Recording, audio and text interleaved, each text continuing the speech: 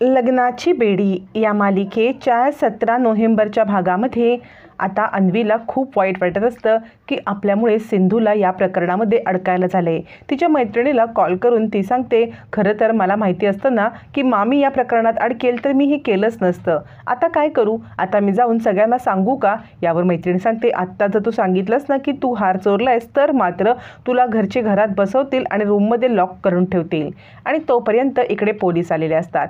पोलिसांना पाहून आता इकडे राघव म्हणतो, कदम तुम्ही इकडे कसे काय आलात? यावरती कदम सांगतात, तुमच्या घरून आम्हाला कॉल आला होता की तुमच्या घरातला हार चोरीला गेलेला आहे आणि म्हणून आम्ही इन्व्हेस्टिगेशनसाठी इकडे आलेलो आहोत। यावरती आता राघव चिडतो आणि म्हणतो, या घरातला हार चोरीला गेला ही या घरातली गोष्ट आहे। या घरातली गोष्ट तुम्हाला बाहेर कोणाला सांगायची काय गरज होती? आपण घरातला मॅटर घरात सॉल्व केला असता ना। यावरती कदम सांगतात, फोनवरती सिंधू सावंत यांच्यावरती संशय आहे असं पण आम्हाला सांगण्यात आले, त्यामुळे सिंधू सावंत यांना चौकशीसाठी आम्हाला न्यावं लागेल। तोपर्यंत अन्वीला आवाज देत सावी आणि विनू येतात आणि अन्वीला सांगतात बाहेर पोलीस आलेत। मग अन्वी बाहेर येते। राघव म्हणतो, सिंधू सावंत कुठेही येणार नाहीत। यावरती पोलीस सांगतात, चौकशीसाठी त्यांना तिकडे यावंच लागेल। सिंधू म्हणते, मी कोणतीही चोरी केलेली नाहीये तर मी चौकशीला घाबरत नाही, मी तुमच्यासोबत यायला तयार आहे। सिंधू पोलिसांसोबत जाणार तेवढ्यात तिथे अन्वी येते आणि म्हणते, थांबा, सिंधू मामीने काहीच नाही केलेलं आहे। यावरती रुक्मिणी म्हणते, तिला वाचवायचं म्हणून तुला काही माहीत नसताना मध्ये पडू नकोस। अन्वी म्हणते, मी मध्ये पडत नाहीये तर सिंधू मामीने काहीच केलेलं नाहीये। याच्यावरती आता मात्र इकडे रुक्मिणी म्हणते, मग हार कुठे आहे? अन्वी सांगते, हार मला माहिती आहे कुठे आहे ते, सिंधू मामीने काहीच केलेलं नाहीये, मी हार ठेवलेला आहे। रुक्मिणी म्हणते, खोटं बोलू नकोस, सिंधूला वाचवण्यासाठी तू हे सगळं करतेस ना? अन्वी म्हणते, नाही। रुक्मिणी म्हणते, मग पुरावा काय आहे तुझ्याकडे? यावरती अन्वी सांगते, आहे माझ्याकडे पुरावा। राघव म्हणतो, अन्वी काय बोलतेस तू? तुला माहिती आहे का हार कुठे आहे ते? अन्वी म्हणते, हो राघव मामा। आणि अन्वी आता डब्यामध्ये ठेवलेला हार आणण्यासाठी आजचा अन्वीने तो हार हळदीच्या डब्यात लपवलेला असतो आणि तो हारचा डबा घेऊन ती बाहेर येते आणि म्हणते, याच्यामध्ये हार आहे। रुक्मिणी म्हणते, काय आता याच्यात हार असणार आहे? अन्वी डबा उघडते पण त्याच्यामध्ये हार कुठेही नसतो। रुक्मिणी म्हणते, बरोबर आहे ना, मी सांगितलं होतं ना की हार नाहीये म्हणून त्याच्यामध्ये, ही उगाच सिंधूला वाचवण्यासाठी हे सगळं करते। राघव म्हणतो, अन्वी तुला काय बोलायचं आहे? त्यावरती रत्नाकर म्हणतो, हे बघ, अन्वीने काहीही बोलू दे पण मला खात्री आहे, मला 100% विश्वास आहे की सिंधू असं काही करणार नाही, आपण सिंधूच्या बाबतीत खूप चुकीचं करतोय। राघव म्हणतो, हो मला पण विश्वास आहे, सिंधू सावंत असं काहीही करणार नाहीत। असं म्हणत राघव आणि रत्नाकर हे दोघं जण आता सिंधूच्या बाजूने ठामपणे उभे राहतात। त्यावेळेला राघव म्हणतो, डॉक्टर म्हणून आपण त्यांना आपल्या घरात बोलवले आणि त्यांच्यावरती असा आरोप करायचा? ऋतुजा म्हणते, मला 100% खात्री आहे की हार हिनेच चोरलेला आहे। ऋतुराज सुद्धा म्हणतो, हो हो मला पण खात्री आहे। राघव म्हणतो, नाही, हार घरातच असणार आहे, त्या चोरणार नाहीत। ऋषभ म्हणतो, आपण घरात शोधूया का? यावरती ऋतुराज म्हणतो, घरामध्ये हार मिळणारच नाही, हार फक्त यांनीच शोधलाय, वहिनी सांगतायत ना। रत्नाकर म्हणतो, ऋतुराज तुझ्याकडे पुरावा आहे का? ऋतुराज म्हणतो, वहिनी सांगा ना पुरावा कुठे आहे ते? मधू म्हणते, मला असं वाटते आपण खूप चुकीचं करतोय, आपण त्यांना या घरात विनूच्या ट्रीटमेंटसाठी बोलवून त्यांच्यावरती हा आरोप करणं हे खूप चुकीचं आहे, आपल्याकडून ही चूक घडता कामा नये। राजश्री म्हणते, हो म्हणजे आत्तापर्यंत सिंधूने खूप काही चुका केल्या असतील मला माहिती आहे, पण सिंधू अशी चोरी करणार नाही ही पण मला 100% खात्री आहे। असं म्हणत आता इकडे राजश्री सुद्धा सिंधूची बाजू घेते, सगळेच जण सिंधूच्या बाजूने असतात।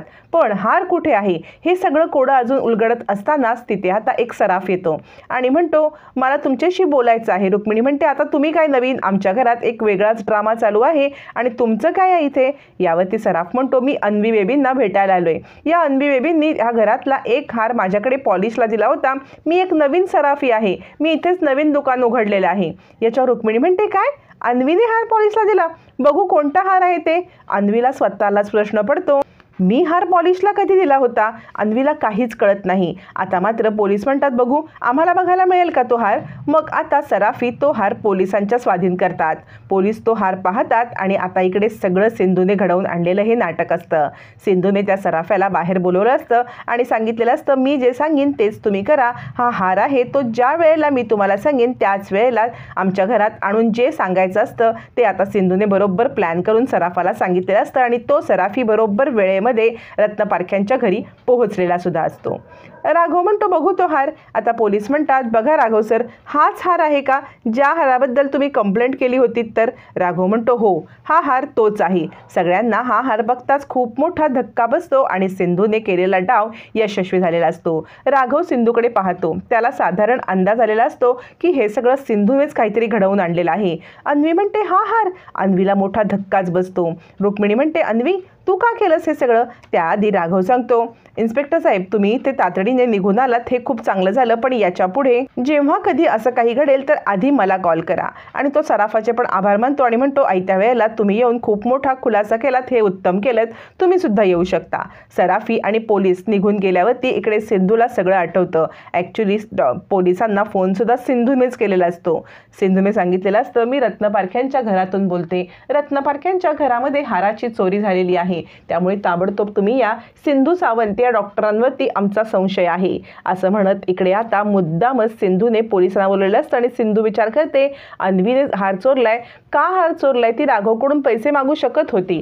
अन्वीचे डोळे उघडण्यासाठी किंवा अन्वीला या सगळ्यातून बाहेर काढण्यासाठी मला हे नाटक करावंच लागेल। सगळ्यांसमोर अन्वीला मान खाली न घालता तिला तिची चूक कळून देण्यासाठी हे सगळं मला करावं लागेल। इकडे चिडलेली रुक्मिणी सांगत असते अन्वी तुला कळतंय का, तू हा हार जर बाहेर दिला होतास, तो नवीन सराफी होता, कुठे त्या हाराचं काही झालं असतं तर तुला काही कळतंय का? पण राजश्रीच्या मनामध्ये लगेच विचार येतो की अन्वीने हा हार चोरलाय आणि सिंधू तिला वाचवते का? रुक्मिणी म्हणते जरा तरी अक्कल आहे का? का केलंस तू हे पॉलिशला असं? सिंधू म्हणते प्रेमाने विचारलं तर ती सांगेल ना। रुक्मिणी म्हणते तुझं तोंड तर तू बंदच ठेव, तुझं काही बोलूच नकोस। यावरती सिंधू म्हणते तुम्ही तिच्याशी नीट वागलात, प्रेमाने बोललात तर ती सांगेलच की। राघव म्हणतो आपण हा विषय इथे बंद करूया, म्हणजे या विषयाने खूप सारा आता घरामध्ये अशांती आली। दिवाळीचे दिवस आहेत, आपण या विषयावरती नंतर बोलू, अन्वीला विचारू। राजश्री म्हणते हो वहिनी, आता हे सगळं थांबवूया। आणि तो विषय तिथेच थांबला जातो। हार घेऊन आता सगळेच जण आपापल्या खोलीत जातात। सिंधू सावीला घेऊन निघून जाते आणि आता अन्वी सुद्धा आपल्या रूममध्ये जाते। राघव आणि राजश्रीच्या मनामध्ये मात्र सिंधूनेच हे सगळं घडवून आणलंय, अन्वीला वाचवण्यासाठी हा विचार येत असतो। अन्वी रूममध्ये येते, त्यावेळेला सिंधू तिकडे येते आणि तिला जाब विचारते। अन्वी म्हणते सॉरी सिम्मा, म्हणजे तू माझ्यामुळे तुझ्यावरती आरोप येईल असं मला वाटलं नव्हतं। मला खरं तर पैशाची गरज होती म्हणून मी तो हार चोरला आणि तो हार मी किचनमध्ये ठेवला, पण ज्या वेळेला रूमची झडती घ्यायला सगळेजण येणार म्हणून मला आता खूप घाबरले। सिंधू म्हणते पण अन्वी तू हे असं का केलंस? अन्वी म्हणते सिम्मा मी खरंच चुकले, म्हणजे मी खरंच चुकले, माझ्यामुळे तुझ्यावरती आळ आला, पण तू हे सगळं घडवून आणलंस ना, तू त्या सराफाला आणलंस ना मला वाचवण्यासाठी। सिंधू म्हणते अन्वी हे बघ तू जे वागलीस ना ते चुकीचं आहे, त्यामुळे तू असं पुन्हा वागू नकोस। तुला पैशाची गरज होती तर तू राघवकडे मागू शकत होतीस ना, असं म्हणत ती आता अन्वीचे डोळे उघडते। अन्वी सिंधूची माफी मागते आणि माझ्यामुळे तुला खूप काही सहन करावं लागलं असं तिला म्हणत असते। अखेर सिंधूने कोणालाही न दुखावता, अन्वीचं नाव समोर न आणता हा मॅटर पूर्णपणे सॉल्व्ह केलेला असतो। पण राघव आणि राजश्री यांच्या मनात मात्र सिंधूबद्दलचा आदर वाढलेला असतो, कारण सिंधूने जे केलं ते त्यांच्या लक्षात आलेलं असतं। इकडे राघव आणि सगळेच जण दिवाळी सेलिब्रेट करत असताना आकाशकंदील मात्र सिंधूवरती चढून लावत असते।